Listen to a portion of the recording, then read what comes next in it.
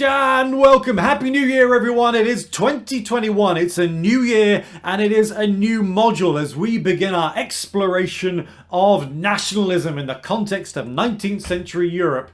It's a new year.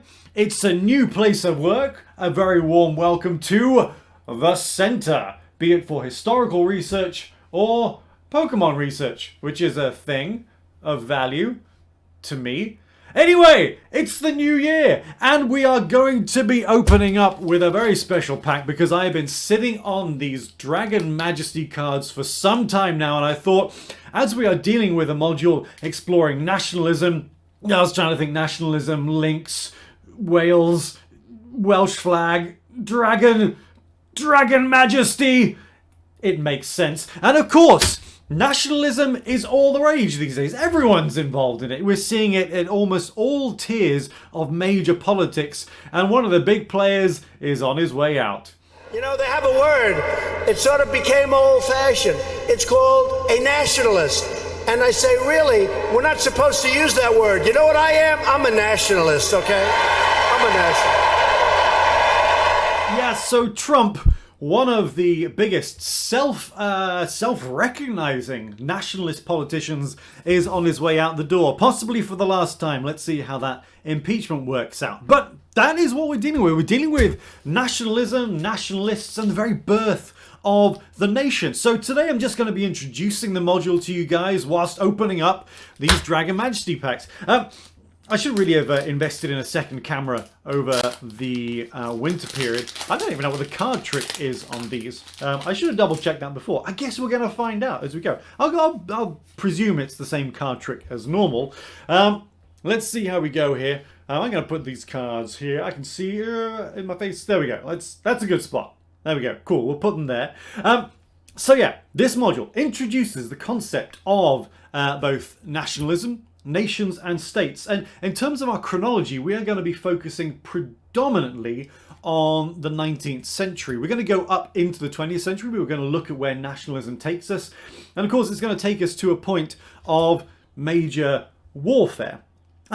But it would be perhaps unfair to the ism of nationalism to say it's all about warfare. That does play its part. I mean, if we think about where nationalism kicked off, if you explored the French Revolution with me, you'll be familiar that that is one of the sort of the starting points. That's a cute horsey. The starting points for nationalism comes out of that era in which we see a sort of an awareness of the distinction between nations. This abandonment of fighting. Oh, hello.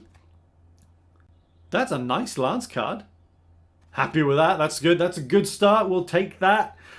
And what's at the back? Oh, it's stuck together. I don't know if there's a... Ooh. Come on. Non-holographic. But that's a nice lance card. We're happy with that. Cool.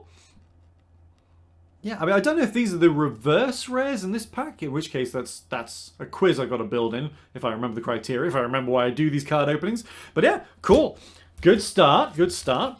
It's not the gold card that we're looking for, but, you know, multiple packs still to go. So yeah, we're talking about the French Revolution, as to where these things all kicked off. One of the consequences, you know, as we sort of leave the Napoleonic Wars, the principles of new chair breaking. The principles of nationalism have really sort of found their feet as the soldiers. Oh, look at that! Heatmore, sort of a cosmic 1980s Heatmore. Oh, crikey, two cards. The soldiers of the French Revolution made their way across Europe, imparting many ideas and principles which would sort of lay the foundations for the political revolutions that we see emerging out of the 19th century. But really, one of the most versatile things that comes out of it is the nationalism that will ultimately lead into the fascism that we see emerge in a 20th century context. But as I was trying to say before I got distracted by the lance card, nationalism is not all about warfare. One of the things we're going to be looking or trying to make sense of is the various different ways in which nationalism can present itself. And one thing we'll be talking a lot about is banal forms of nationalism. So I mentioned flags a moment ago, flags and anthems. That's part of the sort of the program of banal nationalism. That's our reverse hollow, a magic carp. Oh, and an Altaria. It's a nice Altaria. Nothing major special, but a reverse holographic magic card might be the best we're going to get. But yeah, the banal forms of nationalism I think are far more interesting because that's perhaps the far more insidious form of nationalism that we have to consider. It's the form of nationalism that creeps into your everyday experiences. Let's keep these moving. Ooh, Militic. Sorry, there you are. Sorry, screen here, camera there. Getting used to the new arrangement. We'll have this fluid by week 3 or week 4. Zygarde, always a welcome pull. So yeah, we're going to be thinking of a way in which nationalism sort of creeps into the day-to-day narrative. There's a double.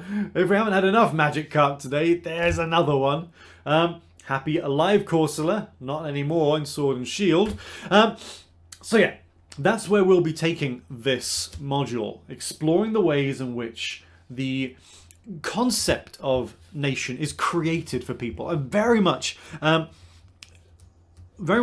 that we'll be drawing out here is the theory side of nationalism, thinking about the way in which an idea of what the nation is carefully created and crafted, because so much of nationalism is an illusion. It's a fabrication created for a very specific purpose, and that is, and the last session we do in this module, or one of the last sessions, is a module where we explore people dying for the nation, people being willing to give up their life for a concept of nation, whatever that is. We'll be looking at the ways in which people are... Charmander. Well, okay, it's still cool. It's a welcome card. Oh, Blaine's Last Stand! Ha!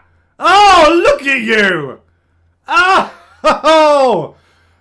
Now that... Okay, it's not the rarest card in the pack, but it's a pretty good one! How about that first card pull of the year, and we pull Blaine's Last Stand! Full art, holographic. Oh... Card 69 is 70, not secret, but oh, is it rare? Ha! Okay, cool. I'm not sure I have a link between Blaine and nationalism, but it's a beautiful card, and we're very happy with that. It's. I don't know.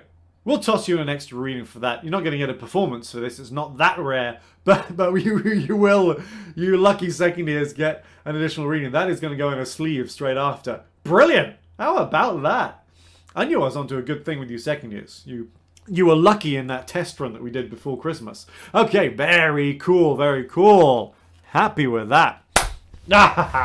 Okay, so that's what we're dealing with. Nationalism, the way in which versions of history are created and shaped to persuade people that the nation is a good thing, that the nation is something worth loving, and that the nation is something worth dying for. I hope you enjoy the journey. It's going to be an interesting 12 weeks, and there will be a heck of a lot more card pulls over the coming weeks. So, welcome to 2021, welcome to the module, welcome to the centre. I will be seeing you all here on Monday morning at 10 o'clock. Look forward to it. See you then, guys.